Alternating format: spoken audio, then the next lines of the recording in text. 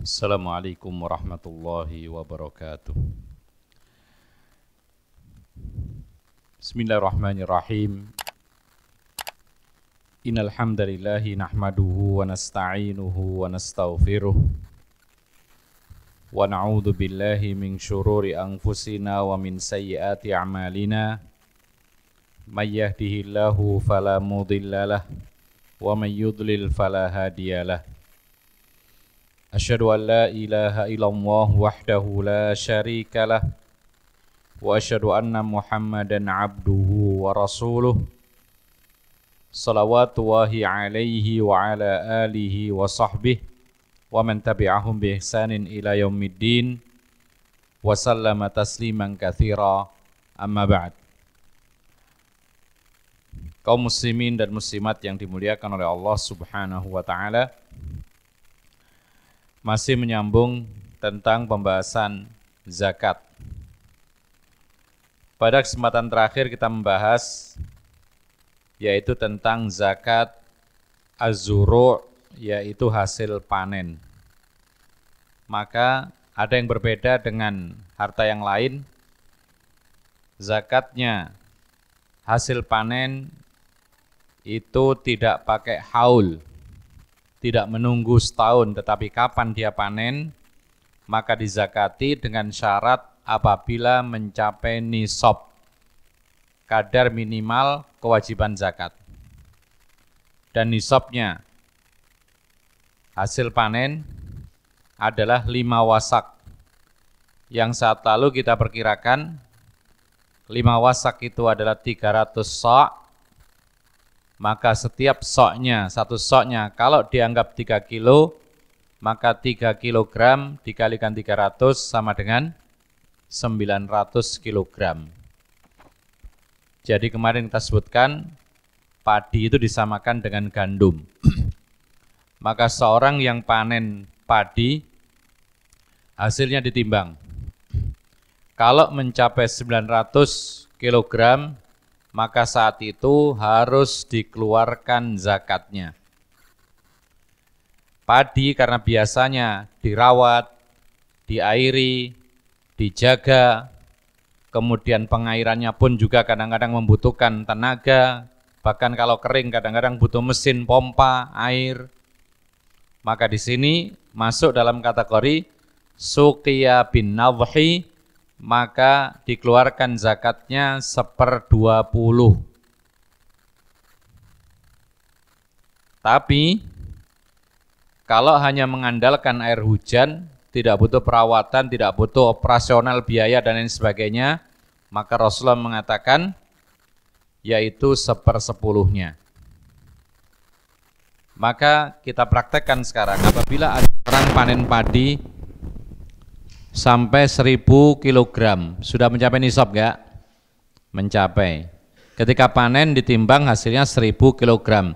Maka karena padi itu diairi dengan peralatan, ketika perawatan itu butuh obat-obatan, ada penjagaan dan lain sebagainya, butuh biaya, maka zakatnya yaitu 1/20. 1/20. Ya. Nah, berarti berapa zakat dari 1 ton atau 1000 kilogram padi? Berapa kira-kira? 50 kilogram. Betul? Iya. Karena 1/10-nya itu adalah 100 kilogram, separuhnya lagi yaitu 50 kilogram. Karena diairi dengan berbagai macam cara, membutuhkan biaya, operasional, penjagaan, obat-obatan, dan lain sebagainya. Tapi kalau seandainya tanaman itu ketika nanam ditinggal kemudian hanya mengandalkan air hujan atau air sungai, tidak butuh perawatan lain-lain, maka ini zakatnya lebih besar yaitu 1/10. Kalau 1000 kilogram hasilnya sudah mencapai nisab bahkan lebih, maka dikeluarkan 100 kilogramnya. Ini zakat hasil pertanian. Kemudian wa an Abi Musa al-Asy'ari wa Mu'adz radhiyallahu anhuma anna Nabiyya sallallahu alaihi wasallam qala lahumā la ta'khudha fis shadaqati illa min hadhil asnafil arba'ah Abu Musa al-Asy'ari dan Mu'adz bin Jabal, beliau keduanya ini diutus oleh Nabi menjadi jubat az-zakat, para penarik zakat, petugas. Yang mana dalam Al-Quran disebut wal amilina 'alaiha, para amil zakat yang bertugas mengurusi zakat sekaligus menarik zakat dari para orang-orang kaya atau orang-orang kaya. Rasulullah mengatakan kepada keduanya, petugas zakat, jangan engkau tarik zakat kecuali dari 4 kelompok benda ini. Apa itu? Asy-syairu wal hintatu waz zabibu wat tamru. Rawahu Tirmidzi, Tabrani wal Hakimu. 4 benda itu adalah yang wajib dikeluarkan zakatnya dan engkau tarik adalah asy-syair. Syair itu ada yang mengartikan gandum, ya. Ada yang mengartikan jelai. Jelai itu seperti mirip dengan gandum juga. Ala kulli hal, syair ini adalah salah satu jenis dari gandum, ya. Jadi bentuknya lebih cenderung bulat, mirip dengan kacang-kacangan. Itu kalau syair. Wal hintatu gandum. Kalau gandum mirip dengan padi, ya. Kemudian az-zabibu kismis, anggur kering. Kemudian yang keempat at-tamru, kurma. Maka Rasulullah SAW melarang petugas penarik zakatnya untuk menarik zakat kecuali dari hasil panen 4 benda ini, yaitu syair, sejenis gandum, yang kedua gandum itu sendiri, yang ketiga zabib, anggur kering, yang keempat kurma. Tapi pertanyaannya sekarang, bagaimana dengan hasil-hasil panen yang lain? Karena pada zaman Nabi pun juga ada banyak orang yang panen bukan hanya 4 ini, ya. Dahulu ada orang menanam yaitu tin. Tahu tin? Ya, semacam buah begitu. Taib. Kemudian dahulu juga ada orang nanam sayur-sayuran. Ya. Ada jazar. Jazar itu apa? Yang kuning itu, yang oranye itu? Apa? Yang oranye itu loh. Wortel, afan, wortel. Kemudian juga ada yang menanam buah-buahan. Sudah dikenal dahulu yang namanya pisang, ya, jeruk, atau mungkin tufah, delima. Tufah itu apel, delima, dan lain sebagainya. Nah, apakah hasil panen yang lain-lain ini juga ada zakatnya atau tidak? Secara lahiriah, zahirnya hadis itu tidak ada zakatnya. Sebanyak apapun orang panen pisang, 1 truk misalnya, ya, ditimbang itu lebih dari 1 ton, lebih dari 1000 kilo, tidak ada kewajiban zakat. Sebanyak apapun orang panen misalnya sayur apa misalnya? Misalnya timun, buah atau sayur timun itu? Bisa masuk sayur, bisa masuk buah, ya. Karena ada sebagian makanan yang dikonsumsi itu bisa menjadi salah satu dikategorikan makanan atau dia itu sayuran atau buah-buahan. Yang paling lengkap diantaranya adalah kurma yang disebutkan oleh Ibnu Qayyim. Ibnu Qayyim mengatakan kelebihan kurma dibandingkan dengan yang lain adalah kurma itu mewakili 4 benda yang dibutuhkan oleh manusia. Kurma itu bisa untuk makanan pokok, ya. Kemudian bisa menggantikan juga untuk camilan. Jadi orang nyamil kurma itu bagus. Kalau nyamil camilan yang lain-lain itu bikin gemuk atau apa begitu, sakit, penyakit, macam-macam. Orang nyamil kacang terus kurang baik. Kemudian kurma itu juga bisa sebagai buah. Ya, bisa dikategorikan buah. Lalu yang keempat, kurma itu bisa dijadikan sebagai obat. Ya.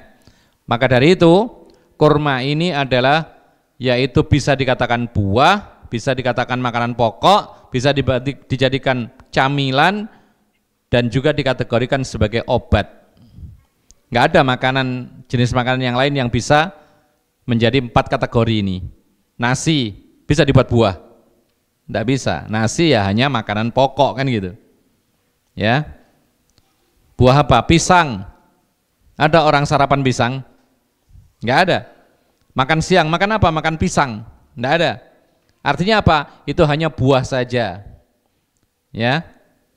Nah, ada pula benda yang bisa untuk 2 kategori, bisa untuk makanan pokok, bisa juga untuk buah-buahan. Seperti apa? Anggur. Cuman perlu diproses. Anggur itu kalau segar jadi buah, tapi kalau dikeringkan bisa menjadi makanan pokok. Cuman kita katakan bahwa kurma ini memiliki satu kekurangan saja.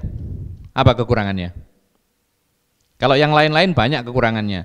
Kalau kurma ini hanya satu kekurangannya. Kekurangan kurma ini adalah kurma itu memiliki sifat kering dan tabiatnya panas. Ya. Jadi kalau makan kurma itu butuh air.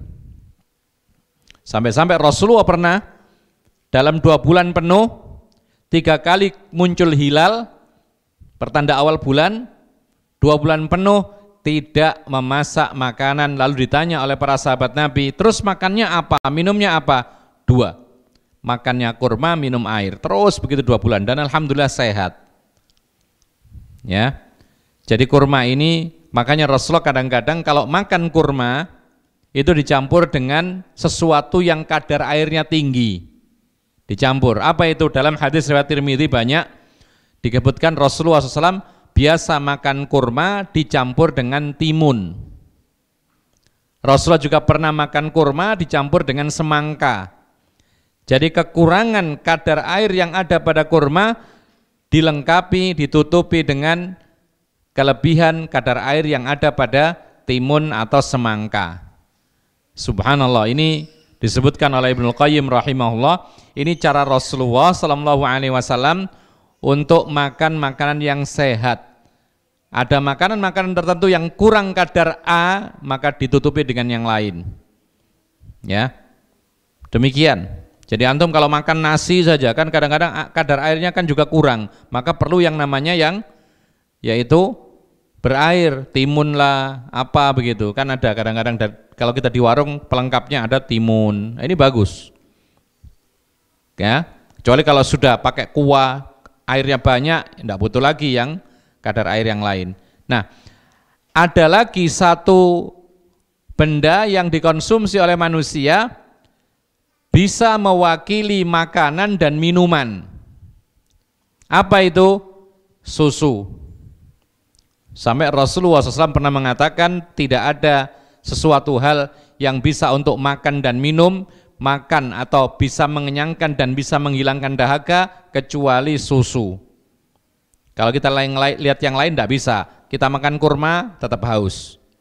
Ya, kita minum tapi nggak makan ya tetap lapar. Tapi kalau orang minum susu saja hilang dahaga dan kenyang. Taib. Kita lanjutkan lagi. Maka pertanyaan yang ada dalam hadis ini, tatkala Rasulullah SAW memerintahkan menarik zakat itu dari gandum dan yang sejenis gandum, kemudian anggur kering dan kurma, maka mana yang lainnya? Para ulama mengatakan bahwasanya hal ini menunjukkan bahwa ini adalah pembatasan benda-benda yang ada pada saat itu yang harus dizakati, ya ini saja yang ada pada zaman itu, yang dikenal pada zaman Rasulullah. Yang disebutkan inilah yang ada zakatnya. Yang lain-lain kalau ada pada zaman itu maka tidak ada zakatnya. Ya, artinya hasil panen pada zaman Rasulullah yang dikenal kan banyak. Tadi kita sebutkan ada sayur mayur, ada buah-buahan, begitu banyak sekali. Ya, ada adas, ada basal, bawang-bawang, merah, putih, ada semua. Sayur mayur, buah-buahan, ada semua pada zaman Nabi. Termasuk diantaranya adalah kurma, anggur kering, kemudian gandum dan yang sejenisnya. Yang disebutkan cuma 4 ini, maka yang lain tidak ada kewajiban zakat yang sudah dikenal pada zaman tersebut. Dalam artian ikhwana fiddin azakumullah, apabila muncul setelah zaman Nabi muncul benda-benda yang belum pernah disebutkan oleh Nabi, kalau dia mirip dengan salah satu dari 4 ini, maka dia masuk dalam kategori kias, analogi. Dicontohkan oleh para ulama, padi atau beras. Padi atau beras ini dijadikan sebagai makanan pokok persis dengan gandum. Bahkan bentuknya pun mirip, bahkan kegunaannya pun sama, bahkan secara penyimpanan pun juga sama, bisa awet. Maka beras pun juga bisa dikategorikan sama dengan gandum, maka beras pun juga ada zakat hartanya, zakat mal. Kapan itu dikeluarkan? Ketika panen. Panen padi ditimbang, kalau mencapai nisabnya 900 kg, maka saat itu dikeluarkan. Kalau enggak 1/10, maka separuhnya lagi.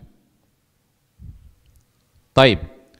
Ma'asyiral muslimin rahimakumullah. Demikian pula disebutkan oleh para ulama, yaitu jagung. Jagung ini juga hasil panen. Pada zaman Nabi tidak dikenal, berarti belum masuk dalam kategori ini. Maka kalau bisa dikiaskan kepada salah satu daripada 4 yang disebutkan Nabi, maka dia bisa kena zakat. Dan disebutkan oleh para ulama, jagung pun bisa dikategorikan sebagai makanan pokok. Ada beras jagung, ya. Maka jagung pun juga ada zakatnya ketika panen, sama dengan padi dan seterusnya. Demikian pula ditambahkan oleh para ulama, yaitu kacang-kacangan, ya.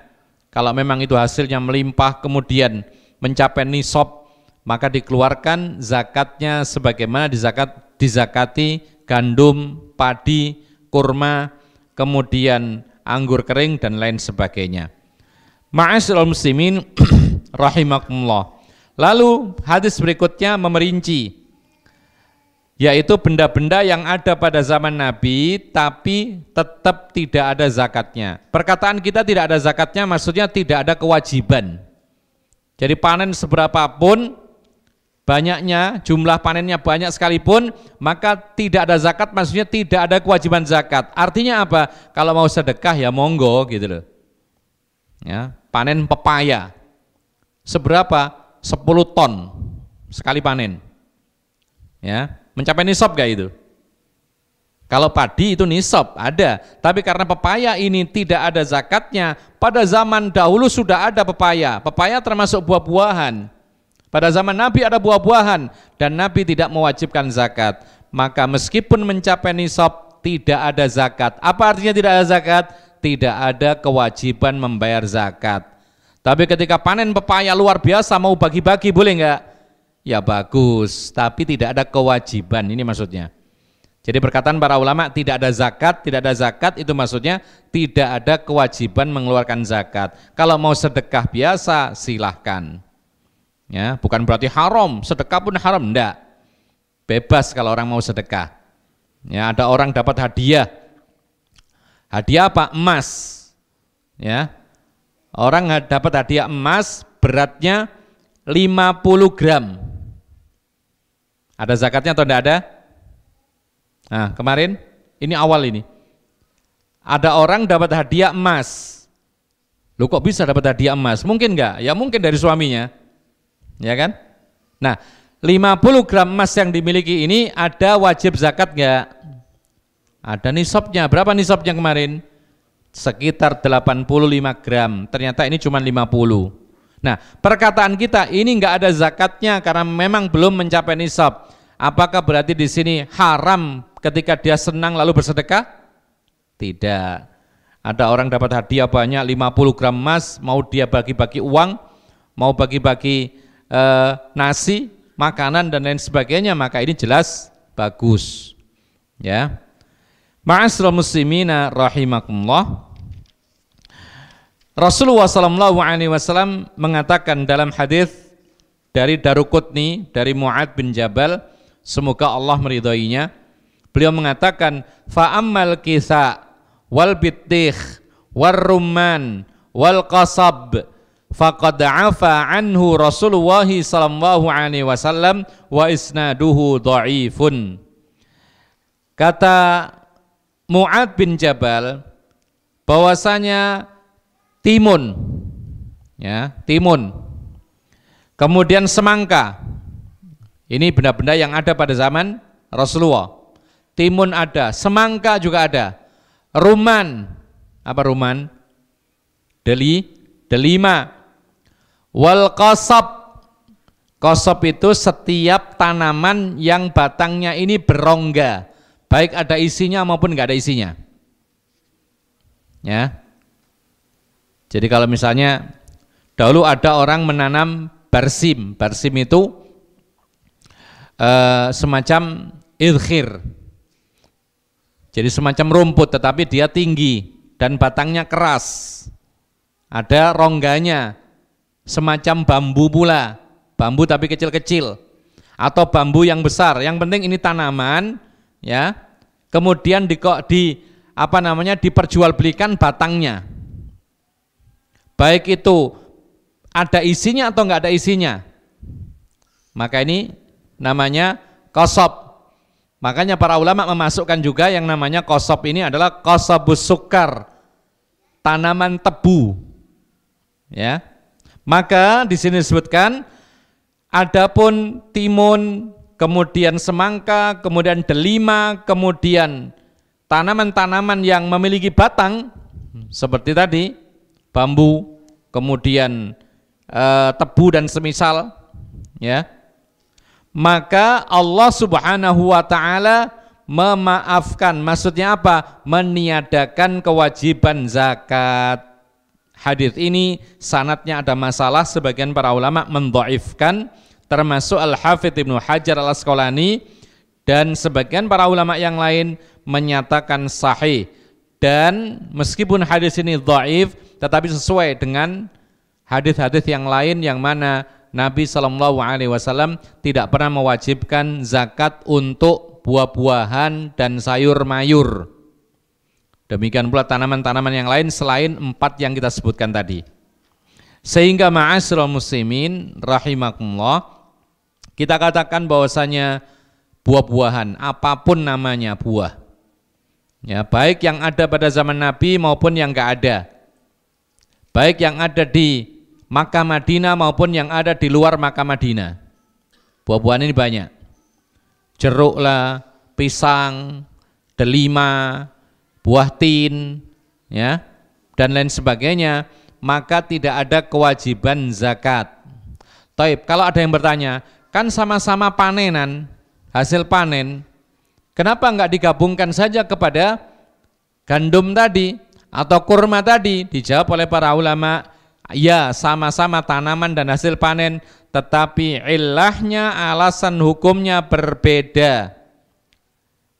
Kalau kurma kemudian gandum itu dijadikan makanan pokok, satu. Sementara buah-buahan, sayur-mayur bukan makanan pokok. Ini sudah beda, nggak bisa dianalogikan. Ya. Lalu yang kedua, gandum, kurma dan lain-lain yang ada wajib zakatnya itu adalah benda-benda yang bisa disimpan. Makanya beras termasuk kena zakat, makanan pokok dan bisa disimpan. Sementara buah-buahan, kemudian sayur-mayur, maka ini benda-benda yang tidak dikategorikan makanan pokok dan juga tidak bisa disimpan, maka tidak bisa dianalogikan dengan 4 benda yang disebutkan Nabi yang ada wajib zakatnya. Makanya para ulama mengatakan ini menunjukkan kepada kita bahwa dalam Islam itu ada yang namanya qiyas, yaitu penyamaan hukum, ya, penyamaan hukum. Tetapi apa syaratnya? Ada kesamaan alasannya. Kalau tidak sama tidak boleh disamakan, ya. Tapi kalau memang sama, mirip, maka disamakan hukumnya. Makanya para ulama memberikan contoh, misalnya di dalam Islam diharamkan khamr, ya, khamr. Nah, sekarang ini orang jarang mungkin minum khamr. Yang ada apa?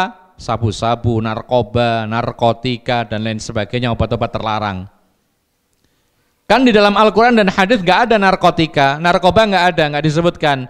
Para ulama mengatakan secara hukum illahnya atau alasan hukumnya, dampaknya itu sama dengan khamr, bahkan lebih parah, maka disamakan hukumnya dengan khamr. Apa itu? Ketika dikonsumsi, dia menikmatinya sampai hilang akal. Maka segala sesuatu yang dikonsumsi lewat cara apapun, kemudian dia menikmati sampai hilang akalnya, maka hukumnya sama dengan khamr.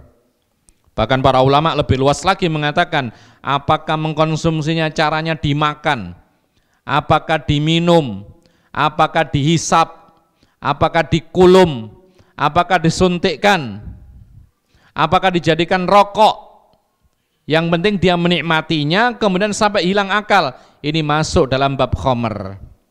Sampai dalam masalah kebiasaan anak-anak yang ya salah itu, ketika mereka ngelem itu, ya tahu ngelem ya, pakai lem tertentu, kemudian dia isep sampai dia ini lupa makan, lupa istirahat, terus sampai badannya kurus, tidak keurus. Artinya dia mabuk dengan hal ini, maka ini pun termasuk juga khamr, ini hukumnya haram. Ya, jadi ini orang mabuk tapi nggak punya uang. Akhirnya apa? Beli lem, kemudian diisep-isep, kemudian dia nikmati sampai dia hilang akalnya. Ya, taib. Ma'asyiral muslimin rahimakumullah. Berikutnya adalah wa an Sahl ibn Sa'ad wa an Sahl ibni Abi Hathmah radhiyallahu anhu qala amarana Rasulullah sallallahu alaihi wasallam idza kharastum fakhudhu wada'u thuluth fa illam tada'u thulutha fada'u rubu'a. Rawahul khamsatu illa ibn Majah wa sahhahahu Ibnu Hibban wal Hakim. Kata Sahl ibni Abi Hathmah, Rasulullah sallallahu alaihi wasallam memerintahkan kami, jadi Sahl ini termasuk petugas zakat, amil yang ditugaskan oleh Nabi sallallahu alaihi wasallam untuk menarik zakatnya kaum muslimin. Beliau mengatakan, Nabi memerintahkan kami, yaitu kalau kalian wahai sahabatku sudah memperkirakan hitungan zakat, jadi sudah ditotal ketemu, misalnya datang ke orang kaya, dihitung hartanya misalnya berapa ratus juta, ya, misalnya 100 juta, atau emas lah, misalnya emasnya ada 100 gram, ya, dan sudah mencapai setahun, maka mencapai nisab enggak ini? Sudah mencapai nisab dan lewat setahun, berarti harus dikeluarkan berapa persennya? Kalau emas 2,5%-nya. Berarti dari 100 juta itu berapa yang diambil? Yang dikeluarkan zakatnya? 2,5 juta. Jadi gampangannya setiap 1 juta itu 25.000. Itu 2,5%-nya. Ya. Taib. Nah sekarang kalau sudah ketemu hitungannya, kewajibanmu harus mengeluarkan 2,5 juta. Ya. Kewajibanmu 2,5 juta. Maka kata Rasulullah SAW, ambil kewajiban zakat itu tapi tinggalkan yang sepertiga. Sepertiga dari 2,5 juta tadi. Jangan diambil. Kalau engkau tidak mau sepertiga, ya sudah, biarkan, tidak usah diambil seperempatnya. Seperempatnya tinggalkan. Apa artinya? Biarkan di tangan pemilik supaya sang pemilik bisa membagi-bagi dirinya sendiri yang bagi. Karena mungkin dia mikir ada orang-orang yang butuh di sekitarnya. Mungkin ada kerabat yang butuh, yang miskin. Supaya kemudian sang pemilik bisa juga membagi hartanya sendiri, zakatnya sendiri. Ya, karena kadang-kadang orang-orang yang di sekitar itu butuh. Hadis ini ikhwan fillah azakumullah dikeluarkan oleh oleh imam yang 5 kecuali Ibnu Majah, dinyatakan sahih oleh Ibnu Hibban dan Al-Hakim. Hadis ini dipersisihkan oleh para ulama, tetapi pendapat yang kuat bahwasanya hadis ini adalah sahih ma'a syawahidihi, disertai dengan penguat-penguatnya. Ya, ada penguat dari Imam Al-Bazzar, kemudian juga ada penguat yang lain dari Umar bin Khattab, bahwa Umar bin Khattab itu memerintahkan seperti ini persis. Dan athar riwayat dari Umar bin Khattab sebagai Khalifatul Mukminin, Amirul Mukminin, itu adalah riwayatnya adalah riwayat yang muttafaqun alaih, sehingga sangat-sangat kuat. Intinya adalah petugas zakat setelah menghitung kewajiban zakat dari orang Islam yang punya harta, ketemu totalnya yang harus diambil misalnya 1 juta misalnya, maka ambil 2/3-nya, sepertiganya tinggalkan, biar dia yang ngurus, yang mengeluarkan. Atau kalau enggak sepertiga, tinggalkan 1/4-nya. Nah, oleh karena itu ma'asyiral muslimin rahimakumullah, ini menunjukkan kepada kita pemimpin kaum muslimin disyariatkan mengangkat para petugas zakat yang tugasnya adalah menarik zakat dari kaum muslimin yang kaya atau yang punya harta. Dan ini menunjukkan kepada kita, ya demikianlah di mana-mana manusia itu punya sifat pelit. Ya, kecuali yang dirahmati oleh Allah Subhanahu wa taala, maka perlu adanya penarik zakat. Karena memang demikianlah penyakit. Kadang-kadang orang-orang itu kaya kemudian lupa kewajiban zakatnya. Padahal ancamannya luar biasa ketika tidak mau membayar zakat, terutama zakatnya emas dan perak.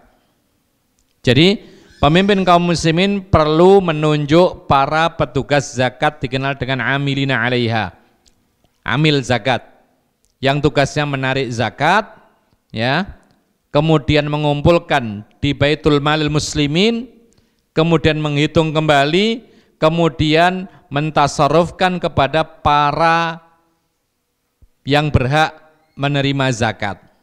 Tentu saja dengan arahan pemimpin kaum muslimin. Ya. Nah, sekarang bagaimana dengan di negeri kita? Apakah ada para amil zakat? Maka jawabannya adalah ada lembaga-lembaga amil zakat yang sudah resmi, ya, yang punya izin dari pemerintah, maka itu disamakan dengan amil zakat yang seperti berada pada zaman Rasulullah. Tapi kalau tidak resmi, tidak punya izin dari negara, maka dia belum dikategorikan sebagai petugas atau amil zakat.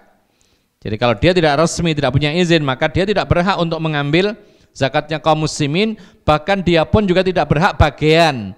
Karena amil zakat itu dapat bagian seperti yang dikatakan oleh Allah dalam Al-Quran surat At-Taubah ayat 60. Tapi itu kalau ditunjuk oleh pemimpin yang resmi, petugasnya juga resmi. Kalau tidak resmi maka dia tidak berhak, dia hanya membantu saja. Tapi dia tidak berhak untuk mendapat bagian zakat al-mal yang disebutkan oleh Allah Subhanahu wa taala. Ma'asyiral muslimin rahimakumullah. Di sini disebutkan idza kharastum, apabila kamu petugas zakat, petugas penarik zakat itu sudah memperkirakan hitungan zakatnya orang-orang yang ada kalimat kharastum. Kharastum itu adalah ngitung tapi kira-kira. Ya. Dan ini menunjukkan kepada kita bahwasanya di dalam Islam itu ada keringanan apabila sulit ditemukan hitungan pasnya. Kadang-kadang kita punya harta, misalnya kita punya toko, ya, atau gudang, hartanya banyak, kemudian disiapkan untuk perdagangan, tapi tidak bisa menghitung detail pasnya berapa. Maka di sini yang bisa dilakukan adalah hitungan dengan cara kira-kira. Ini dibolehkan. Jadi nggak harus pas. Sebagian saudara kita yang punya harta banyak, yang diperdagangkan, dia punya toko, dagangan, dia mengatakan saya nggak bisa bayar zakat. Loh kenapa? Nggak bisa ngitungnya. Loh kenapa maksudnya? Soalnya nggak bisa satu persatu gitu loh. Detail sekali nggak bisa, sulit. ngitungnya. Kita katakan dalam Islam ada kemudahan. Al-masyaqqatu tajlibut taisir. Ketika ada kesulitan maka datang kemudahan. Di antara bentuknya adalah menghitung zakat itu dengan hitungan perkiraan saja. Tidak harus detail pas kalau memang tidak memungkinkan. Dan ini menunjukkan sebuah kaidah, yaitu idza ta'adzaral yaqinu raja'a ila ghalabati dzan. Kalau memang tidak memungkinkan yakin 100%, maka boleh kita merujuk kepada dugaan kuat. Kaidah ini berlaku dalam semua hal, ikhwan. Jadi kalau kita tidak bisa yakin 100%, maka cukup dengan ghalabatul dzan. Dengan dugaan kuat, perkiraan matang sudah cukup. Berlaku dalam perkara dunia, berlaku dalam hal ibadah. Ya. Dalam ibadah contohnya kita sholat. Tadi maghrib kita sholat. Antum yakin nggak 100% sholatnya sah? Nah, yakin 100%? Kita katakan tidak 100%, tapi kira-kira dugaan kuat saya sudah sah. Kenapa? Karena saya sudah melakukan semua rukun atau syarat rukun dan kewajibannya. Itu yang bisa kita lakukan. Taib, pertanyaan lagi. Kita ini yakin 100% enggak sholat kita ini diterima oleh Allah dan berpahala? Apa jawabnya? Kalau yakin 100%, ya, kita enggak tahu, yang tahu hanya Allah, maka kita hanya bisa mengatakan insya Allah, berarti dugaan kuat. Sholat kita diterima dan berpahala di sisi Allah Subhanahu wa ta'ala. Dalam jual beli pun juga demikian. Ya. Kadang-kadang ketika tidak bisa yakin maka cukup dengan ghalabatul dzan. Tapi sekarang dalam jual beli, di antara syarat sahnya jual beli itu kita harus tahu barang yang akan kita beli. Sekali lagi, di dalam jual beli itu kita harus tahu persis, ini syarat ini. Kita harus tahu bagaimana kondisi barang itu. Apakah 100% harus tahu atau dugaan kuat saja? Jawabannya, antum paham nggak masalah ini? Kalau kita beli barang, misalnya gini, antum mau beli kursi, ya, kursi yang empuk, pasti di dalamnya ada apanya? Ada? Ya ada yang empuk-empuk itu apa gitu loh. Jenisnya apa? Antum pilih apa? Apakah antum pilih spon atau pilih apa yang sekarang itu? Dakron. Maka spesifikasinya disebutkan dakron sekian persen, gini semua. Sudah dijahit rapi. Nah sekarang saya beli kursi ini berapa harganya? Sekian juta. Saya lihat. Nah kalau seandainya harus yakin 100%, kursi ini saya tahu dan isinya saya tahu, mestinya saya sobek dulu, saya lihat benar nggak ada dakronnya. Tapi dalam Islam ini dimaafkan, boleh diketahui meskipun hanya ghalabatul dzan, meskipun ada gharar, tapi ini gharar sedikit, spekulasi kan ya, tapi ini adalah dimaafkan. Karena apa? Karena tidak mungkin kita yakin 100% mengetahui barang yang akan kita beli, ya. Makanya boleh nanti akan ada syarat, kalau memang ditemukan ada cacat maka boleh ganti rugi, boleh juga dikembalikan, diganti baru. Ini semua syarat yang dibolehkan. Kita beli misalnya HP, kan kita nggak tahu juga apa kegunaan semuanya. Bahkan kadang-kadang terus terang saja ya, kebanyakan kita ini banyak gaya. Kita beli HP itu ada banyak sekali aplikasi yang kita gunakan mungkin cuman 1-2 saja. Telepon, kemudian SMS, kemudian WA, YouTube, sudah. Biasanya kan gitu. Atau kalau enggak itu tambah satu lagi apa? Google. Yang lainnya ada merah, ada kuning apa, enggak tahu semua. Padahal kita beli dengan harga itu. Tambah program, tambah harga, kita bayar. Padahal kita tidak tahu detailnya. Maka ini disebutkan oleh para ulama bahwasanya memang untuk tahu 100% yakin ini tidak mungkin, maka cukup dengan dugaan kuat. Sudah insya Allah ini barangnya bagus, kemudian kualitas begini, meskipun tidak 100% tahu persis, maka ini dibolehkan dalam Islam. Ma'asyiral muslimin rahimakumullah. Demikian pula dalam zakat tadi, maka petugas zakat ketika menghitung, kalau dihitung satu persatu kok terlalu sulit. Bayangkan kalau ada toko yang sifatnya itu tidak pakai catatan komputer, ya, tapi barang-barangnya itu kecil-kecil, satu gudang begitu, gimana ngitungnya? Ya sudah dikirakan saja, ini kira-kira sekian juta, ini sekian juta, ini sekian juta, keluar sekian zakatnya, itu maksudnya. Dan sekali lagi, ikhwan fillah azakumullah, di dalam Islam, ya, petugas zakat tidak boleh mengambil semua, yaitu nilai zakat yang harus dikeluarkan, tetapi tinggalkan sepertiga atau seperempat. Kenapa demikian? Agar supaya pemilik harta itu sempat atau bisa dia sendiri membagikan kepada orang-orang yang dia kehendaki. Ada saja mungkin saudara yang miskin, ada saja mungkin tetangga yang miskin, atau mungkin dia punya pembantu yang juga miskin. Mereka pasti berharap, ya, karena mereka melihatnya ini orang kaya, ya. Bahkan para ulama mengatakan kita bisa mendapatkan, jadi pemilik harta ini bisa mendapatkan pahala lebih ketika memberikan zakat itu kepada kerabat yang miskin, dengan syarat kerabat tersebut bukan orang yang dinafkahi, ya. Jadi kalau ada kerabat miskin kita ini nafkahi, maka jangan dikasih zakat, kita kewajibannya memberi nafkah. Tapi kalau ada kerabat, misalnya antum punya saudara, kakak misalnya, kakak hidup di luar kota, kehidupannya susah, miskin dia ini, dan dia hidup mandiri, lalu boleh nggak antum kasihkan zakat kepada dia? Jawabannya boleh, karena antum tidak ada kewajiban dan tidak menafkahi saudara itu. Nah sekarang masalah yang lain, antum kaya, kemudian punya orang tua miskin, sudah pensiun, tidak dapat pensiunan karena bukan pegawai negeri, kemudian makannya ya seadanya, kadang-kadang kerja serabutan, ya sudah tua. Boleh nggak antum membayar zakat kepada orang tua antum? Hah? Jawabannya tidak boleh. Kenapa? Karena orang tua kita ini kewajiban kita menafkahi kalau mereka tidak mampu. Sebagai anak wajib menafkahi orang tua yang tidak mampu. Maka bukan zakat yang kita berikan, tapi nafkah.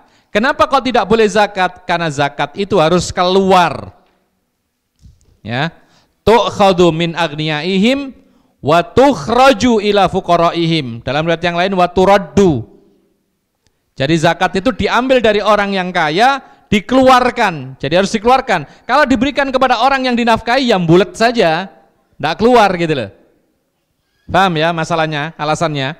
Jadi kenapa sih kita tidak boleh bayar zakat kepada orang-orang yang kita nafkahi atau yang wajib kita nafkahi? Karena zakat itu harus keluar.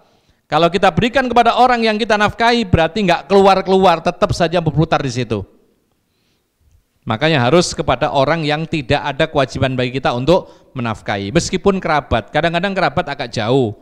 Kita punya sepupu kan tidak wajib kita nafkahi. Bukan kita yang menafkahi, orang dekatnya dia yang menafkahi, kan gitu. Kita ngasihkan zakat kepada dia. Rasulullah mengatakan sedekah kepada orang miskin yang bukan kerabat itu pahalanya ya pahala sedekah. Tetapi sedekah kepada kerabat yang fakir dapat dua pahala, yang pertama pahala sedekah, yang kedua pahala silaturahmi. Dan di sini masuk sedekah ataupun zakat. Kalau sedekah biasa itu sunnah, kalau zakat itu sedekah yang wajib. Kemudian ma'asyiral muslimin rahimakumullah, kita kembali kepada masalah yang disebutkan tadi. Bagaimana dengan ini ketinggalan tadi, yaitu sekarang ada panen tapi bukan tanaman. Hasil panen tapi bukan tanaman, ya, bukan tanaman, bukan pula biji-bijian, ya, bukan pula makanan pokok, tapi panen. Apa itu? Dicontohkan oleh para ulama, madu. Orang punya ternak madu, apakah ada zakatnya atau tidak? Nah, terjadi perbedaan pendapat di kalangan para ulama karena pada zaman dahulu tidak dikenal orang panen melimpah, itu tidak dikenal. Adanya itu orang pergi ke hutan, kemudian mengambil madu, kemudian diminum atau dijual. Tidak ada orang ternak madu dahulu demikian. Tapi sekarang banyak, semua diternak. Sampai ikan pun juga diternak. Nah, ma'asyiral muslimin rahimakumullah, ada pertanyaan atau pembahasan yang terkait dengan masalah zakat, yaitu apakah orang yang punya ternak madu atau lebah yang menghasilkan madu yang melimpah, ada enggak zakatnya? Kita sambung setelah adzan isya, insyaallah. Allahu a'lam. Silakan adzan dulu.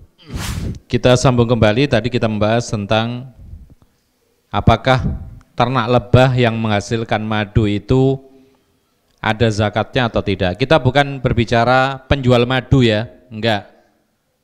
Kalau jual madu ada enggak zakatnya? Nanti masuk dalam kategori zakat tijarah, zakat harta perdagangan, nanti akan ada pembahasan sendiri.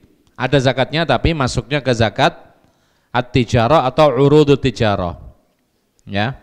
Tapi sekarang orang punya ternak madu, apakah ada zakatnya atau tidak? Terjadi perbedaan pendapat di kalangan para ulama. Pendapat yang pertama mengatakan tidak ada zakat. Artinya tidak ada kewajiban mengeluarkan zakat bagi para peternak lebah yang bisa memanen madu sekian banyak, berapapun banyaknya, tidak ada kewajiban zakat. Apa alasannya? Mereka mengatakan karena pada zaman Nabi ada madu tapi tidak ada kewajiban zakat. Ini alasannya yang paling kuat bagi mereka. Zaman Nabi ada orang bisnis madu, beli madu, ya, jual madu, tapi tidak dikatakan Rasulullah ada zakatnya. Dan ini adalah pendapatnya Imam Bukhari. Kemudian pendapat yang kedua, yaitu pendapat yang mengatakan bahwa zakatnya sama dengan zakatut tijarah. Jadi disamakan dengan yaitu barang-barang dagangan. Jadi misalnya panennya berapa begitu, dilihat mencapai nisab atau tidak. Nisabnya sama dengan emas 85 gram. Seharga itu misalnya. Ya. Kemudian ditunggu sampai setahun penuh baru dikeluarkan zakatnya 2,5%-nya. Ini adalah pendapat kebanyakan para ulama Saudi Arabia, ya, yang tergabung dalam Al-Lajnatud Daimah. Itu menyebutkan bahwasanya orang yang beternak lebah menghasilkan madu itu zakatnya masuk dalam zakat tijarah. Lebih mudah perhitungannya. Kemudian pendapat yang lain, dan ini yang dikuatkan oleh Imam Ahmad, demikian pula diikuti oleh Syekh Al-Albani rahimahullah, zakat ternak madu, panen madu itu sama dengan hasil panen yaitu kurma, gandum, dan zabib. Apa artinya? Tanpa disyaratkan haul, tidak pakai menunggu setahun, tapi dikeluarkan zakatnya tatkala panen ketika hasil panennya mencapai nisab. Tadi kita katakan nisabnya 300 sa' kalikan 3 kilo berarti 900 kilogram. Jadi ketika panen madu 900 kilogram, maka harus dikeluarkan al-ushru 1/10-nya. Dan pendapat inilah yang lebih kuat. Kenapa demikian? Karena ada beberapa riwayat seperti dari hadis Abu Sayyarah, beliau mengatakan qultu ya Rasulullah innali nahlan, wahai Rasulullah saya punya madu, yaitu ternak. Ini menganggap atau menepis anggapan bahwa pada zaman Nabi enggak ada peternak lebah. Ini buktinya Abu Sayyarah, saya ini adalah pemilik lebah, yaitu ternak lebah. Qala Rasulullah mengatakan adil usyra, tunaikan zakatnya 1/10-nya.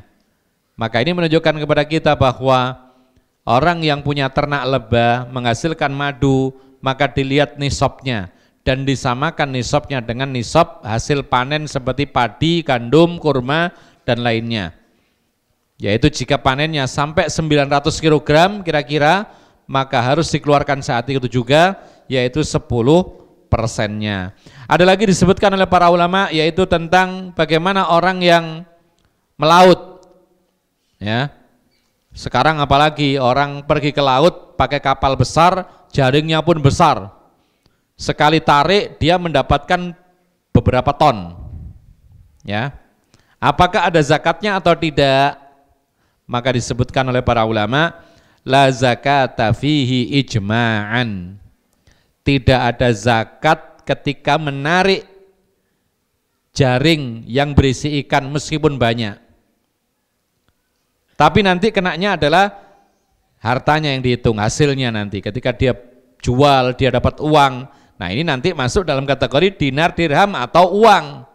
Karena setiap harta itu ada zakatnya. Tapi tarikan ikan tadi, jala yang menghasilkan ikan yang banyak, tidak ada zakatnya ketika mengambil.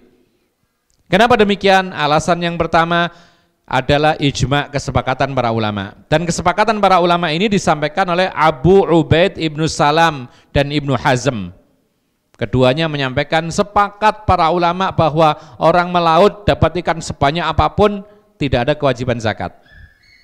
Tapi nanti hasilnya ketika dijual dapat uang berapa? Nanti disamakan dengan emas dan perak. Alasan yang kedua, dahulu ada orang melaut bahkan banyak, tetapi tidak ada satupun mereka yang disuruh untuk membayar zakat.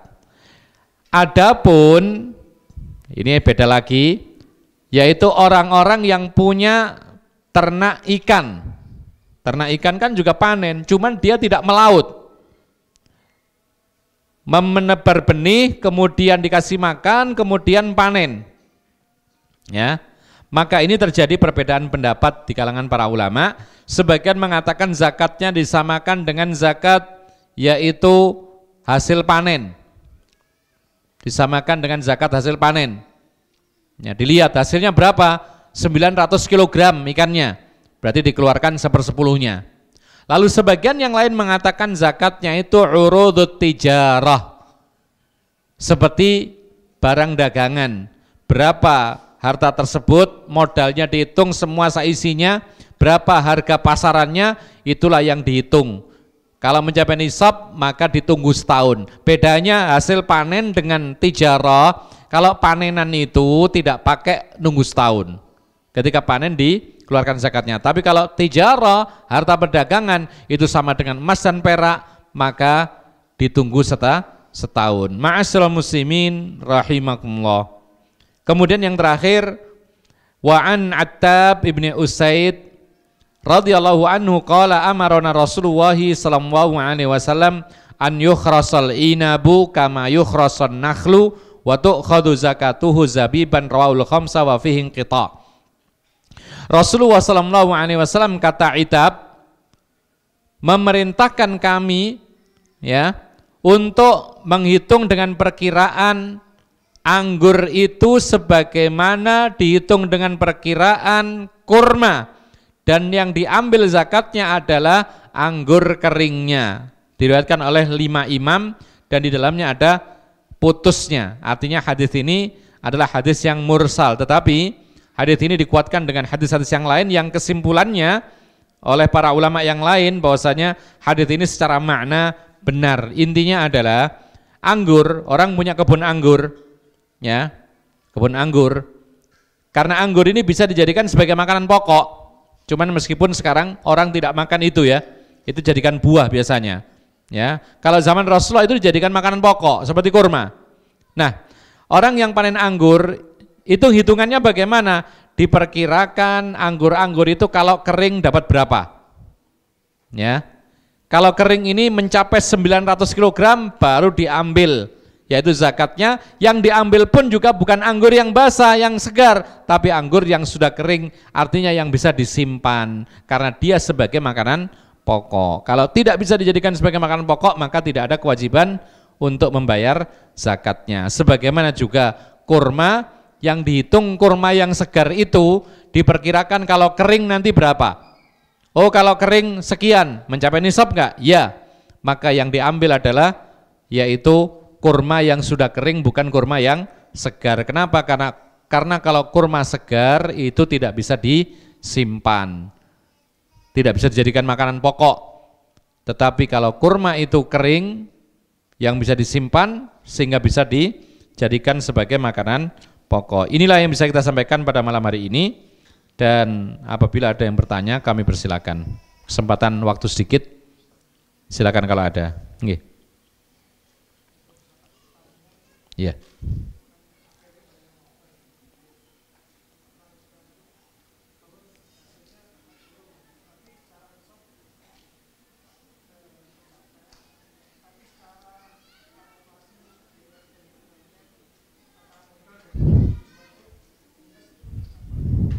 Ya. Jadi perhitungan zakat hasil panen itu setelah dipotong semua operasional. Termasuk diantaranya modalnya apa, kemudian bibitnya belum bayar ya dibayar dulu, gitu loh. Jadi ini adalah hasil murni yang sudah dipotong semua operasional, hutang-hutangnya dalam kaitan dengan usaha ini semua lunas, lalu kita dapatkan sekian yaitu sesuai dengan nisab tadi. Tapi kalau misalkan dipotong hutang, dipotong bayar bibitnya, dipotong bayar pegawainya, dipotong lagi bayar apa biasanya? Penjaganya, ternyata minus yang nggak ada zakat, ya, atau kurang dari nisab maka tidak ada zakat. Jadi semua itu maksudnya hasil panen. Allahu a'lam. Iya, yang lain? Iya. Waalaikumsalam warahmatullahi wabarakatuh.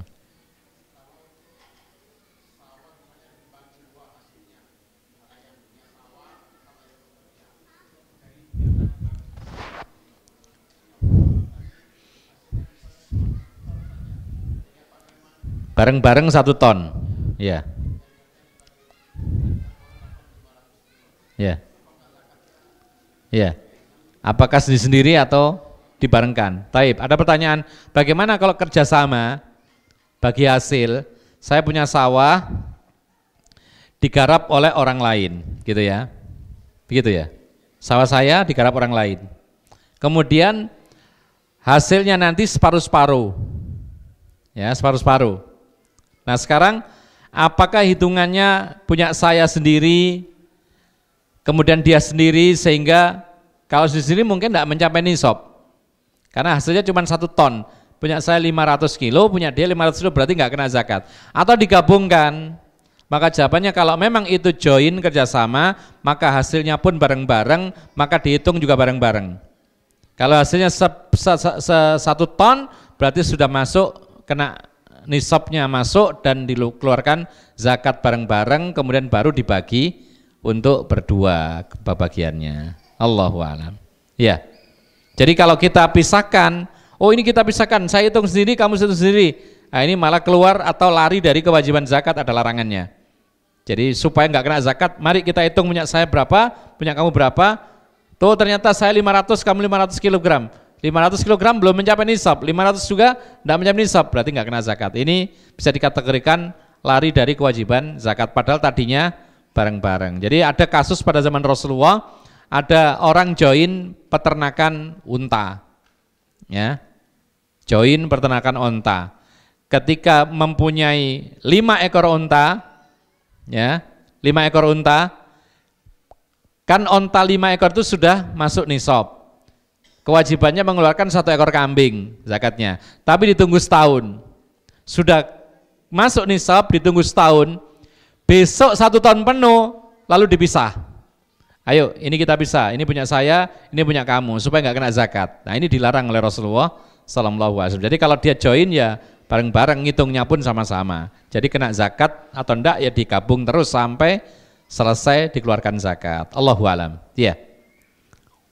Ada yang lain? Iya.